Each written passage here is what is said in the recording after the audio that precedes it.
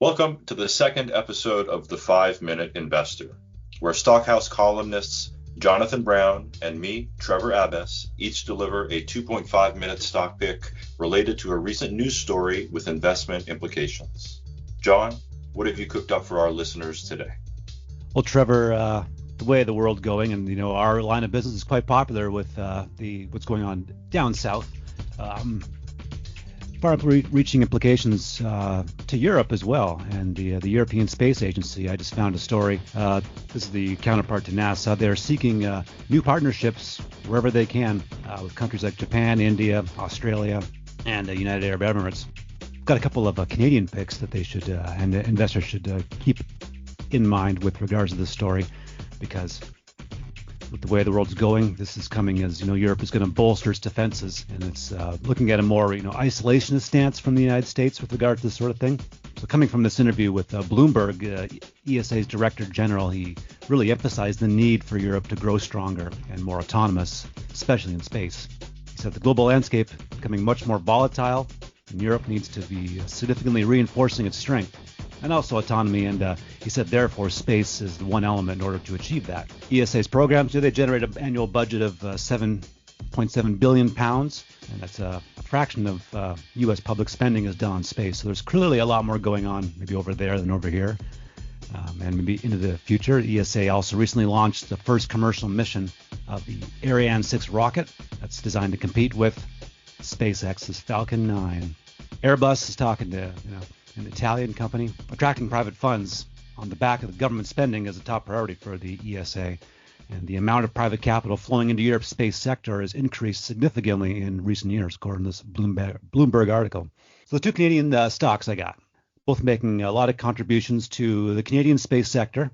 First one is MDA Space, and they are a provider of robotics, satellite systems, and geointelligence. They work with communication satellites, Earth and space observation, and even space exploration infrastructure. That MDA Space trades in the TSX under the symbol MDA, very easy to remember. This past week, its stock has risen almost 4%, and since this time last year, it's up 97%.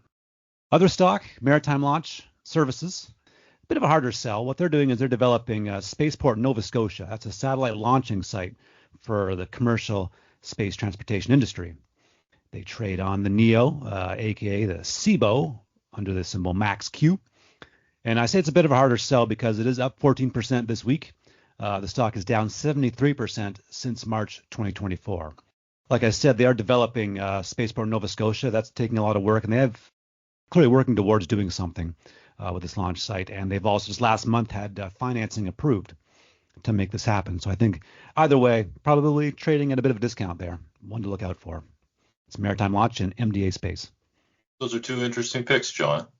I think MDA Space is profitable, if I'm not mistaken, and Maritime is more of a growth company, not much revenue.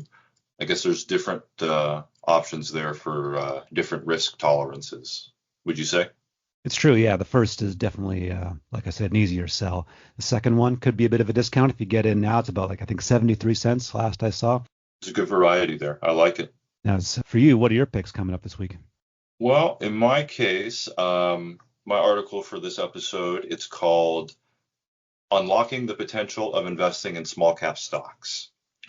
In it, you'll find a 4-step process to identify attractive small cap stocks, an asset class that boasts lots of evidence supporting its ability to deliver higher returns versus the market.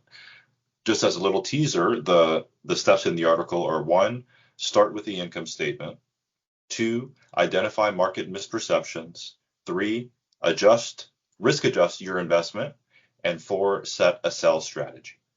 Now, I think small caps are especially relevant today because the world is worried about what Trump will do next, and stocks are falling in reaction to the uncertainty. And this is creating a generalized sense of geopolitical chaos that is often good news for investors. Why is that?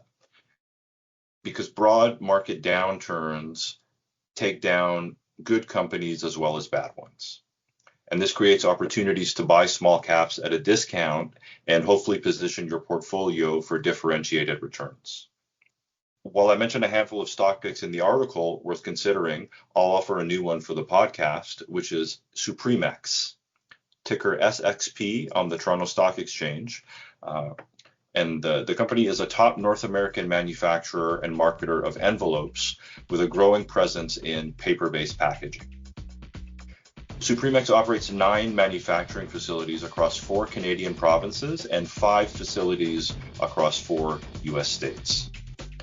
And if we look back over the past 5 years, the company has actually been net income profitable for 4 of those years, thanks in large part to a series of successful acquisitions.